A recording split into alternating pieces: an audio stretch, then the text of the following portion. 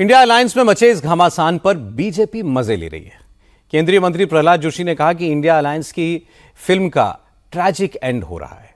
उन्होंने कहा कि एकता का यह ड्रामा सिर्फ मोदी को सत्ता से हटाने के लिए शुरू हुआ था, वो कामयाब नहीं हुआ।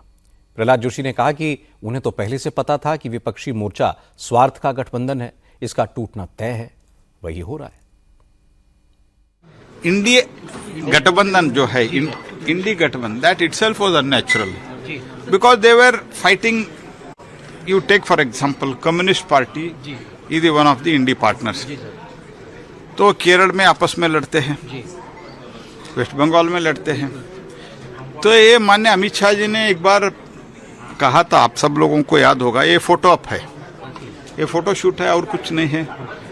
ये तो तब सब लोग कूद पड़े थे, नहीं नहीं ऐसे कैसे बोलते हैं करके। अभी वही हो रहा है। Congress can never go with other parties, इनके स्वभाव में भी नहीं है, उनके ब्लड में भी नहीं है। तो कांग्रेस पार्टी समझते हैं मैं सबसे सुपीरियर हूं, और ये नकली गांधी परिवार के लोग जो है वो समझते हैं हम इस प्रधानमंत्री जी के चेयर पर बैठने के लिए ही हम देश में पैदा हुआ है।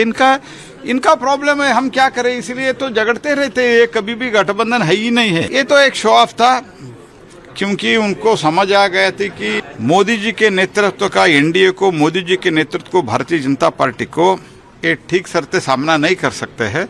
दैट्स वाई ये तो एक शुरू किया ड्रामा, वो ड्रामा अंत हो रहा है, ये ड्रामा ट्रैजिक अंत हो रहा है।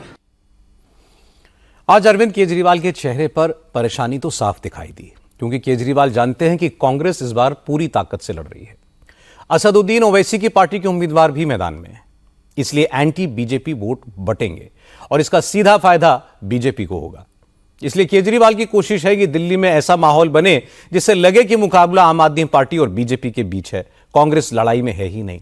और इंडिया अलायंस में शामिल रीजनल पार्टीज के नेताओं ने यही बात कही है। इसलिए केजरीवाल ने ममता, अखिलेश और उद्धव को थैंक यू कहा है।